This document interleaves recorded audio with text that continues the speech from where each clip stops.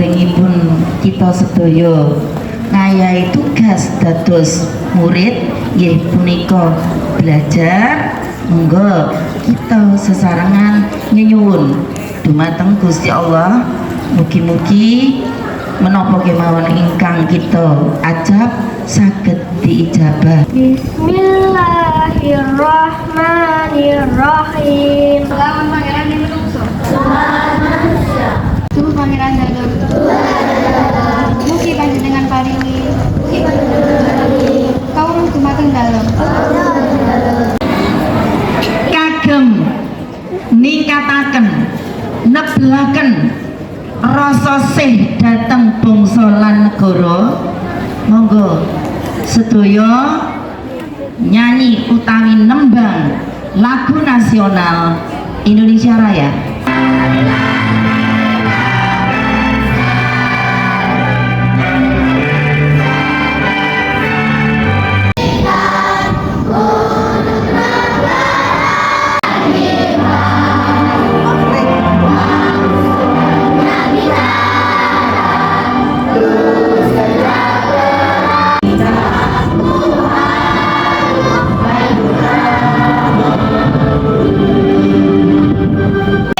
Menika khusus Buwin badhe ngajar ungguh basa Jawa. Nek kagem Bu Guru kagem Ibu aja Bu Guru irungmu lepat nggih, salah.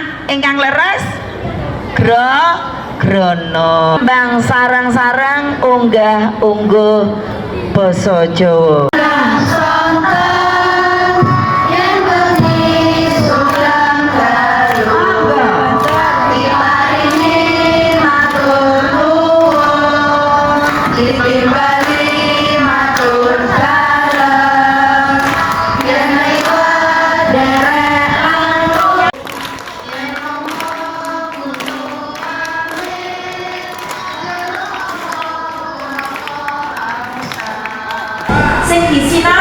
Iki dadaan cang izin badhe dateng Pakiwan. Walah badhe dateng Pakiwan. Sinten ingkang badhe dateng Pakiwan panjenengan sedaya? Kali-kalipun. Nggih, monggo.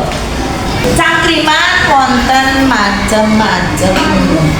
Nggih. Sampun kesupen bismillahirrahmanirrahim nggih. Lanjutaken malih nggih bocah-bocah. Cangkriman punika macemipun contohipun kata cangkriman mancahan nggih nyuwun sampun diizini dhateng Pakiwan. Nggih. Nuwun izin badhe lenggah. Oh, badhe lenggah. Pun monggo dipun caket.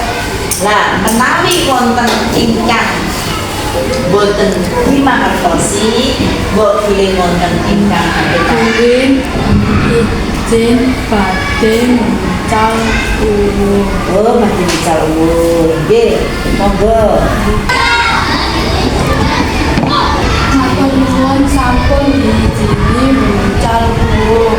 Bocah-bocah jaga karesian ibu sebagian saka Mbak Naira sampun praktek buang sampah datang utawi buang uang datang wadah ibu. Balik malih nggih Mbak. Bu badhe nyuwun kersa babagan cangkriman bendera menapa? Oh alah nggih. Cangkriman bendera menika arupanipun inggih punika cangkriman awujud plesetan dipun plesetaken kagem ngecap contonipun ing peken utawi basa mukone ing pasar ana bakul klapa dikepruki. Sing dikepruki dudu wonge nanging klapa. Monggo sakmenika kita gantos materi ingkang lain dan akhiri sampai datang ke Assalamualaikum warahmatullahi wabarakatuh.